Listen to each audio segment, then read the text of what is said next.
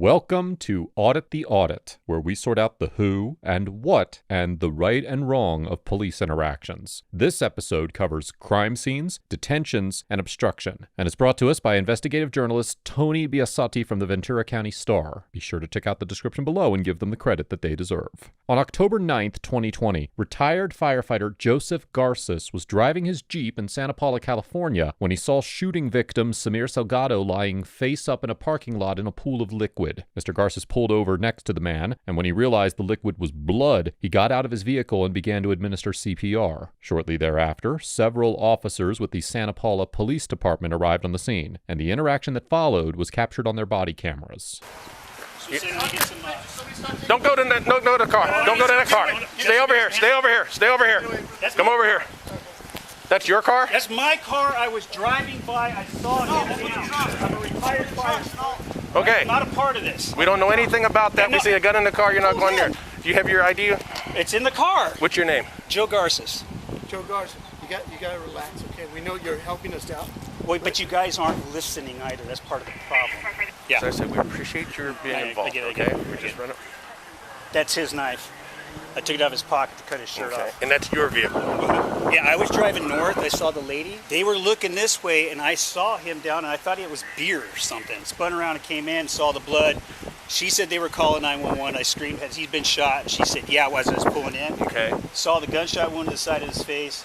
I did a quick check, found the gun in his waistband, rendered it useless, stuck it inside my car, grabbed his knife, cut off his shirt, and then you guys started showing up. Okay. Did you see No, anybody running, nothing, anybody leaving the area, anything? Not a thing. Relieve him? Someone relieves him, get a mask Not a off. thing. Get this guy out of here. Sir. He's a witness. What the? Relax, okay? Hey, We Star. appreciate it. Huh? So I got a crime scene, sir. I'm a detective. Yeah, and I'm here helping him, so step the off. Okay? If you're a good detective, you wouldn't be yelling at me right now. You'd be taking care of your job. Over here. Yeah, you. I can't get the out of here. Get out of my crime scene!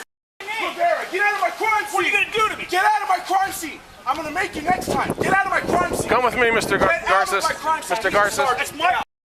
Come with me, Mr. Garces. Detective Chris Rivera arrives and orders Mr. Garces to get out of his crime scene, and the other officers lead Mr. Garces outside the perimeter of the scene. Officers generally have the authority to close a crime scene to the public, and, as the Supreme Court noted in the 1972 case of Brandsburg versus Hayes, even the press has, quote, no constitutional right of access to the scenes of crime or disaster when the general public is excluded. According to the U.S. Department of Justice publication Crime Scene Investigation, a guide for law enforcement, one of the first tasks an initial responding officer should undertake upon arriving at a crime scene is to secure and control persons at the scene. The guide explains that, quote, controlling, identifying, and removing persons at the crime scene and limiting the number of persons who enter the crime scene and the movement of such persons is an important function of the initial responding officers in protecting the crime scene, and states that the initial responding officers should, quote, control all individuals at the scene and prevent individuals from altering or destroying physical evidence by, quote, restricting movement, location, and activity while ensuring and maintaining safety at the scene. Additionally, first responding officers should identify all individuals at the scene, secure and separate suspects and witnesses, and remove bystanders from the scene. Here, because Mr. Garces was a witness who was being interviewed, it seems more appropriate under the DOJ's guidelines that he would be secured and separated without necessarily being removed from the scene like a bystander would be. However, given the broad discretion that officers have to protect and secure crime scenes, a court would likely conclude that Detective Rivera had the authority to remove Mr. Garces from the perimeter.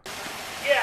You keep your dick up, that's how you act. No wonder people don't give you guys the benefit of the doubt. And I worked with you for 27 years. When do I get my car back then? Hey, tell them thank you for teaching me not to be helpful, you fat piece. You have to step back. Step back. Step back. Step back. Step back. Step back. I don't know who you're. Oh yeah, so now you're gonna come over with me, huh? You're doing a really good job right now, aren't you? I need you to back up. You need to calm him. I need you to back up. Come here. No, I got him. Come here. No, You need to understand. hands off me. Really, the paint compliance? That's what we need to do. Because you don't like being talked. What's his name?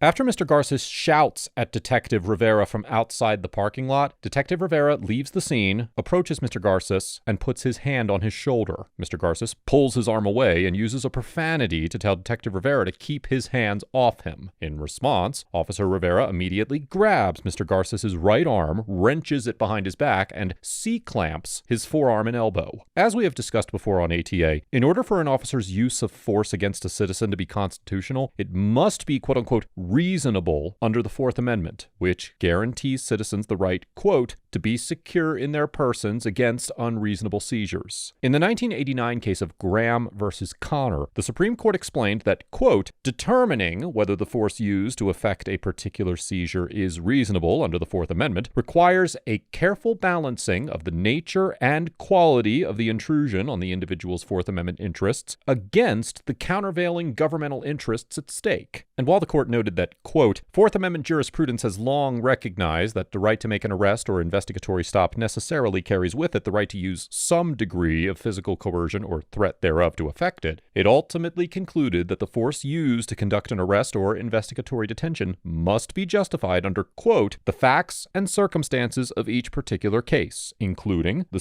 severity of the crime at issue, whether the suspect poses an immediate threat to the safety of the officers or others, and whether he is actively resisting arrest or attempting to evade arrest by flight. We will discuss whether Detective Rivera had reasonable suspicion or probable cause to detain or arrest Mr. Garces later in this episode. But even assuming that Detective Rivera had the authority to seize Mr. Garces, any offense he could be suspected of committing was nonviolent and not particularly serious, and there was no evidence that he posed a danger to anyone's safety, as he was simply involved in a verbal altercation and at no point made any physical threats or moved his body in a threatening way. As for the third factor, whether Mr. Garces was actively resisting arrest, Detective Rivera never informed Mr. Garces that he was being detained or arrested, and never requested that he put his hands behind his back or otherwise comply with other commands. So it would be unfair to characterize him pulling away from Detective Rivera and telling him not to touch him as an attempt to resist an arrest. Applying the 3 Graham factors to this situation, it is certainly possible that a jury would conclude that Detective Rivera's use of force was unreasonable and excessive under the Fourth Amendment. Likewise, the so-called C-clamp grab may have violated the Santa Paula Police Department's use of force policy, which states that, quote, officers shall use only that amount of force that reasonably appears necessary given the facts and totality of the circumstances known to or perceived by the officer at the time of the event to accomplish a legitimate law enforcement purpose, and that, quote, officers may only use a level of force that they reasonably believe is proportional to the seriousness of the suspected offense or the reasonably perceived level of actual or threatened resistance. Because Mr. Garces did not appear to be any sort of physical threat, was not suspected of a serious crime, and was not resisting a stated attempted arrest, he has a strong argument that Detective Rivera's use of force violated his department's use of force policy. What is helping that Take person? it down a notch. You can take Take it down a notch. Somebody here's not Take controlling it themselves down. into you. Take a deep breath. Don't be a hypocrite. I've taken a deep breath. It's your turn now. Yeah, don't be a You hypocrite. want to talk like adults? I'll let you go. You Okay, want to talk did like you adults? start talking to me like an adult? Do you understand how I need to Do do you my see job? what you're doing wrong? If you know how to do this job and you have a badge, then you would understand. Now, do you want to It's go so for would- 148 it's if you so- have a badge? It's so Do you would have a badge? Yes, Are you I do. retired? Yes. Do you want to go for 148 for being in a crime scene? Just because sergeants on patrol don't know how to do their job, and you were a You're cop saying at your one time- sergeant doesn't know how to do his job? Take him. Turn him around. Where's your badge at? In my Jeep, like I keep saying, but you Where won't at your listen. Jeep? Where at in your Jeep? Hey, you will see it when you Do look you at the want front your of car? Jeep. Do you want me to have to write a search warrant and keep it, or do you want to keep your car? Do you want to get home as soon as possible? I'm not talking anymore. Okay. Sink him in this car right here. 64. What's your first name? Joe. Joe. Hey, check that out. I stopped to help somebody who's been shot. I'm getting arrested. Have a seat for a second. Just so you know, I'm retired because of PTSD, Got it. major anxiety problems. Got it. Being in handcuffs doesn't help me, and I know you guys got to do it. Keep away from me. You got it. He is accelerating this way more than I I am. won't let him talk to you anymore. You want the windows down or anything? How Can we make just sit right here with me, the door open? I ain't going anywhere, dude. You guys all know I'll where sit I right here live. for now. I mean, I know what you guys do.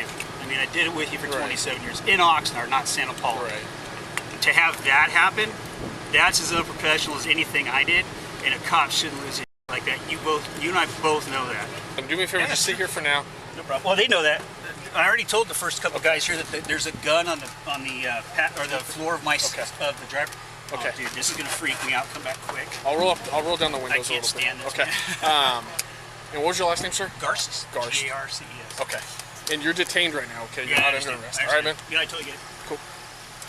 The officer informs Mr. Garces that he is being detained and is not under arrest, despite the fact that he has been placed in handcuffs in the backseat of a police vehicle. Although the use of arrest-type detention methods, such as handcuffing an individual or placing them in a police vehicle, does not necessarily transform a reasonable suspicion-based detention into an arrest requiring probable cause, as the 2nd District Court of Appeal of California explained in the 2008 case of In re Antonio B., quote, "When the detention exceeds the boundaries of a permissible investigative stop, the detention becomes a de facto arrest requiring probable cause." The court recognized that handcuffing a suspect did not convert a detention during stops where, quote, "the officer had a reasonable basis to believe the detainee presented a physical threat to the officer or would flee, but ultimately concluded that the use of handcuffs in question transformed a detention to an arrest when the officers had no basis to believe that the individual posed a danger to them, or that handcuffing him was necessary to effectuate the purpose of the stop. Here, it does not seem that the officers conducted any further investigation of Mr. Garces once he was detained, and he would have a valid argument that placing him in a police vehicle in handcuffs constituted an arrest because he was not a physical threat or a flight risk. Still, even if a court determined that Mr. Garces was simply being detained and not arrested, it is unclear whether the officers had the reasonable suspicion to do so constitutionally. Section 148 of the California Penal Code makes it a crime to willfully resist, delay,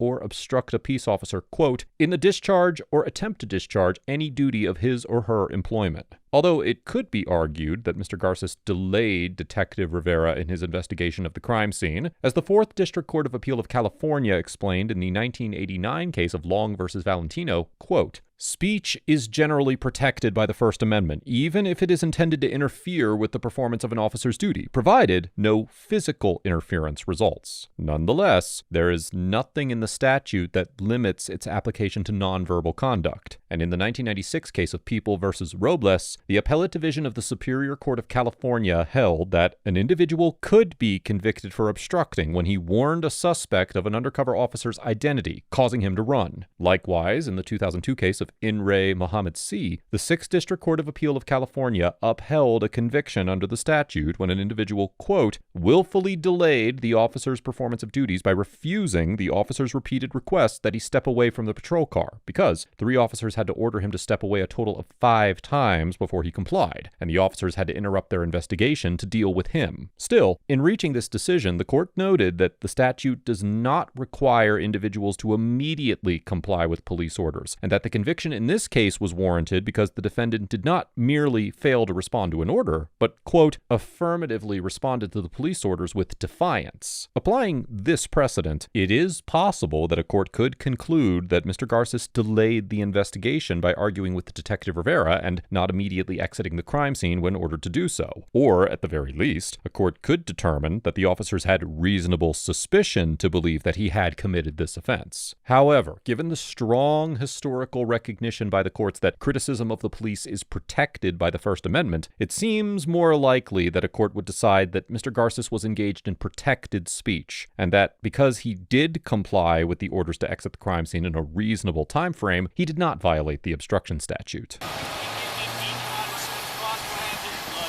Absolutely. Hey, Cap, can we get some decontamination for a guy in the back of the car here? He was doing CPR, got blood on him. I got the fire captain come over to decontaminate. I don't know. I've been standing over here. This is the one that needs decontaminated. Cap, he has blood on him. Yeah, he's actually a witness, but he was doing CPR when we came up, and we had to. Where's the blood on him? Do you know? I don't know. Okay. Probably on his hands. So I think afterwards, the other cop said to not worry about it. To I don't know. But I'm not. I'm good with that. The officers held Mr. Garces in the back of the patrol car for about 15 minutes, after which Detective Rivera uncuffed Mr. Garces and told him he was free to leave. Sometime later, Mr. Garces requested emergency medical services, and a police officer called an ambulance for him. Mr. Garces was treated at Community Memorial Hospital in Ventura, California, and reportedly suffered a dislocated shoulder and torn labrum that had to be surgically repaired. No charges were filed against Mr. Garces. Mr. Salgado survived the shooting, and a suspect was apprehended and charged with attempted murder a few days later. As of the date of writing this episode, the charges are still pending. On August 19, 2021, Mr. Garces filed a federal lawsuit against Detective Rivera and the city of Santa Paula, alleging civil rights violations, including a federal claim for excessive force and several state law claims. On March 24, 2023, U.S. District Judge Fernando Anaya Rocha ruled that Detective Rivera had qualified immunity and therefore could not be held personally liable for the federal excessive force claim because the use of a C-clamp hold had not been clearly established as a violation of the Fourth Amendment. However, as of the date of writing this episode, the federal claim is still pending against the city, and the state law claims remain viable against both Detective Rivera and the city. Overall, Detective Rivera gets an F for maintaining an unprofessional and disrespectful demeanor throughout the encounter, unnecessarily employing physical force against Mr. Garces instead of exploring alternative solutions, and potentially arresting Mr. Garces without probable cause. From the moment he arrived on the scene, Detective Rivera expressed unfounded hostility towards Mr. Garces, who, at that time, was simply providing a witness statement to another officer after working to save the life of a shooting victim. And while I understand that he wanted to secure the crime scene, there was no need to speak about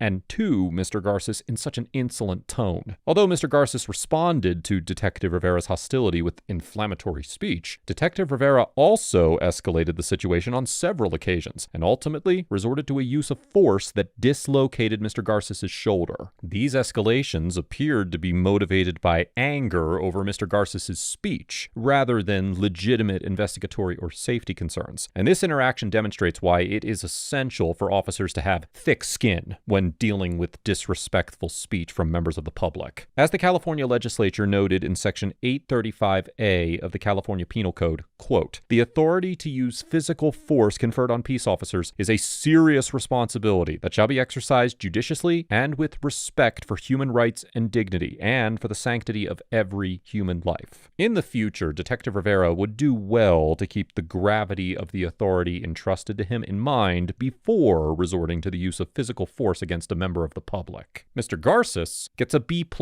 because although he shouted profanities at Detective Rivera and did not immediately comply with the officer's commands, he ultimately did clear the crime scene, continued to express his objections to Detective Rivera's lack of professionalism, and took appropriate legal action after being subjected to excessive force. While Mr. Garces certainly was not on his best behavior during this interaction, I understand why he was upset when faced with Detective Rivera's disrespectful conduct, and there is a strong argument that his speech was entirely protected by the First Amendment. Additionally, it is possible that Mr. Garces' conduct was affected by his PTSD diagnosis, and as the police officer in this situation, Detective Rivera was the one who should have been responsible for de-escalating the encounter. I want to take this opportunity to thank Mr. Garces for his years of service as a firefighter, and I commend him for both his efforts to save Mr. Salgado's life and to hold Detective Rivera responsible for his actions in court. Let us know if there is an interaction or legal topic you would like us to discuss in the comments below. Thank you for watching, and don't forget to check out my second channel for even more police interaction content.